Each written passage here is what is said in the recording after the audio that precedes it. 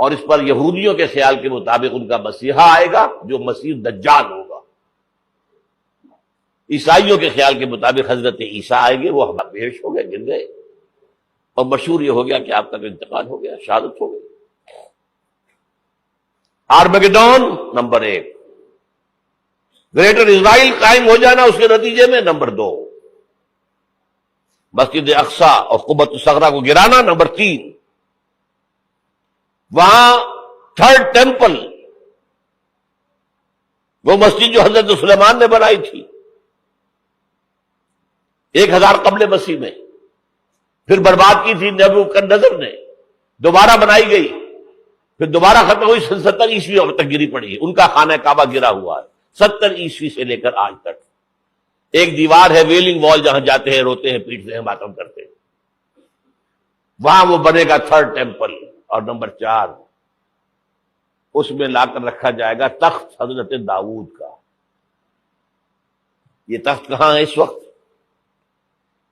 یہ لندن شریف کے اندر جو ان کی پارلیمنٹ کا جو چرچ ہے، ویسٹ منسٹر ایبے، اس میں رکھا ہوا ہے۔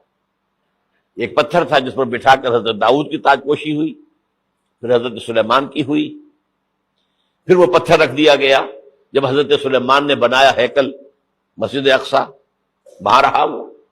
ہر بادشاہ جو تھا یہودی اسی کے اوپر بٹھا کر اس کی تاج پوشی ہوتی تھی۔ سن 70 میں ٹائٹس نے گرایا اسے ہیکل کو، وہ پتھر لے گیا، وہاں سے روم گیا، روم سے آئرلینڈ گیا، آئرلینڈ سے اسکاٹ لینڈ آیا، اسکاٹ لینڈ سے انگلینڈ آیا، اور اب وہ رکھا ہوا ہے 14ویں صدی عیسوی سے آج تک۔ وہ ویسٹ منسٹر ایبے میں رکھا ہوا، ایک کرسی کی سیٹ میں اسے بنا دیا گیا ہے تخت کی شکل میں۔ اب انگریزوں میں کوئی ملکہ ہو، کوئی بادشاہ ہو جس کی بھی تاج پوشی ہو، اس میں ہو، یہ لا کر رکھا جائے گا تھرڈ ٹیمپل میں۔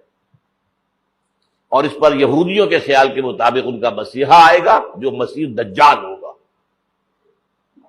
عیسائیوں کے خیال کے مطابق حضرت عیسیٰ آئیں گے، وہ ہمارا بھی خیال ہے حضرت عیسیٰ آئیں گے علیہ السلام۔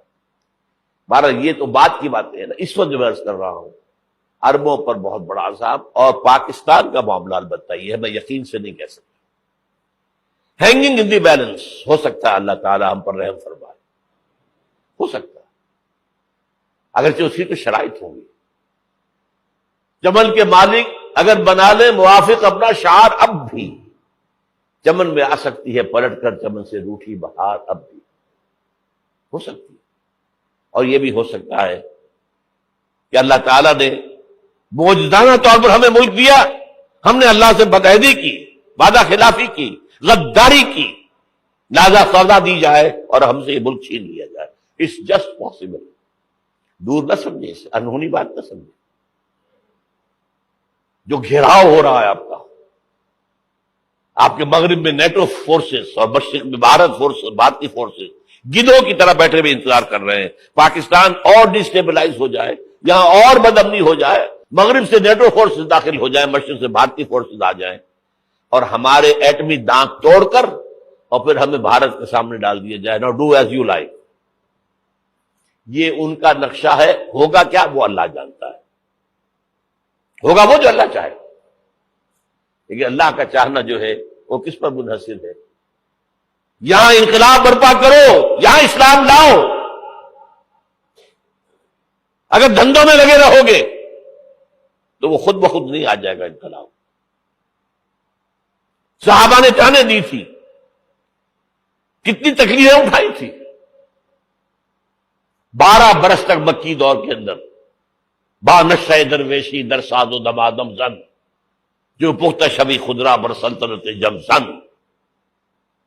یوم طائف یاد ہے جو حضرت عائشہ فرماتی ہے کہ میں نے پوچھا تھا حضور سے کہ یوم احد سے زیادہ سختی بھی آپ پر کبھی آئی؟ یوم احد پر کیا ہوا تھا؟ تلوار کا وار پڑا تھا آپ کے چہرہ مبارک، یہ جو رخسار کی ہڈی ہے اس کے اندر وار گیا ہے، اوپر خود کی 2 کڑیاں تھیں وہ اس میں گھس گئیں، 2 دندان مبارک شہید ہوئے۔ وہ خود کی کڑیاں ایک صحابی نے اپنے دانتوں سے پکڑ کر کھینچنے کی کوشش کی، دانت نکل گئے، وہ نہیں نکلی، کیا جتن کر کے نکالی گئی ہوگی تو خون کا فوارہ آیا، اتنا خون گیا ہے کہ آپ بے ہوش ہو گئے، گر گئے۔ اور مشہور یہ ہو گیا کہ آپ کا تو انتقال ہو گیا، شہادت ہو گئی۔ یہ سیرت کبھی پڑھی ہے؟ حضرت عائشہ کے ہوش کا تو یہی دور تھا نا، یوم طائف میں جو آپ کی کیا تھی، بچی تھی، انہیں کیا پتا کیا ہو رہا ہے حضور کے ساتھ۔ 3 دن تک حضور مکے کی گلیاں اور وہاں کے اوباش لوگ پتھراؤ کر رہے ہیں، گئے تھے اس امید میں کہ شاید وہاں کا کوئی سردار ایمان لے آئے، تو یہاں تو ابو طالب بھی فوت ہو گئے، یہی دنیاوی سہارا تھا، خاندانی سہارا تھا ابو طالب کے ذریعے، اور گھر میں ایک دلجوئی کرنے والی رفیقہ حیات تھی، وہ بھی، ان کا بھی انتقال ہو گیا۔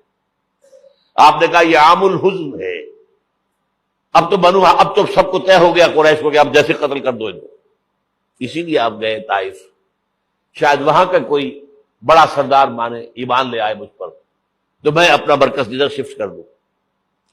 تینوں سے ملے ہیں، تینوں نے وہ جواب دیے ہیں، نکل جاؤ یہاں سے، میں تمہارے ساتھ بات بھی کرنے کو تیار نہیں۔ اچھا، تمہارے سوا کوئی نہیں ملا تھا اللہ کو نبی بنا کر بھیجنے کے لیے؟ دیکھو جاؤ، میں بات نہیں کرنا چاہتا، ہو سکتا ہے میں بے عزتی کر بیٹھوں، واقعی تم اللہ کے نبی ہو تو میں مارا جاؤں گا، جاؤ جاؤ جاؤ۔ یہ سلوک محبت کے ساتھ ہوا۔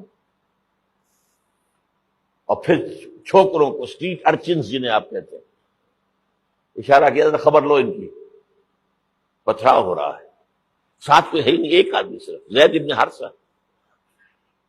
اب سامنے سے پتھر آ رہے ہیں تو حضرت زید آگے آ جاتے ہیں، ڈھال بنتے ہیں، مجھے لگے پتھر حضور کو ڈرے، آپ پیچھے سے آ رہے ہیں، چاروں طرف سے تو ڈھال نہیں بن سکتا ایک شخص، جسم لہو لہان،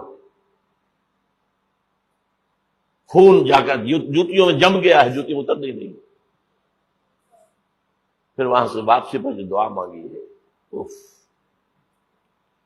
اللہم الیک اشکو ضعف قوتی وقلت حیلتی وہوانی علی الناس، اے اللہ تیری جناب میں فریاد لے کر آیا ہوں اپنے قوت کی کمی کا، اپنے وسائل کی کمی کا، اور جو ذلت و خواری ہو رہی ہے لوگوں کے سامنے، الا ملتقننی، مجھے کس کے حوالے کر دیا ہے، الا بعیدی یتجہمنی، یہ میرے اوپر ہجوم کر کے آ جائے، حملہ کرے، اور عدو من لگتا امرے، یہ دشمن کے حوالے میرا معاملہ کیا، جو چاہے کرتے وہ۔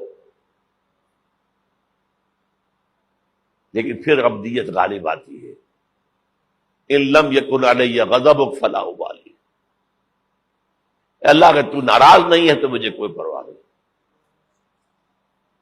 سر تقسیم خم ہے جو مزاج یار میں آئے، مجھے اندیشہ یہ ہے کہ تو ناراض تو نہیں ہوگی۔ یہ تکلیفیں جھیلی ہے، سینکڑوں صحابہ نے جانوں کا نذرانہ پیش کیا ہے، یہ ہے سیرت النبی۔ آپ کس چیز کو سیرت النبی سمجھتے ہیں؟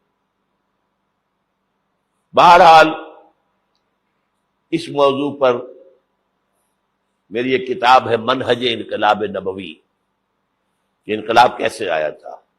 اگر دل میں ذرا بھی آرزو پیدا ہو گئی ہو کہ اللہ قبول کر لے مجھے بھی،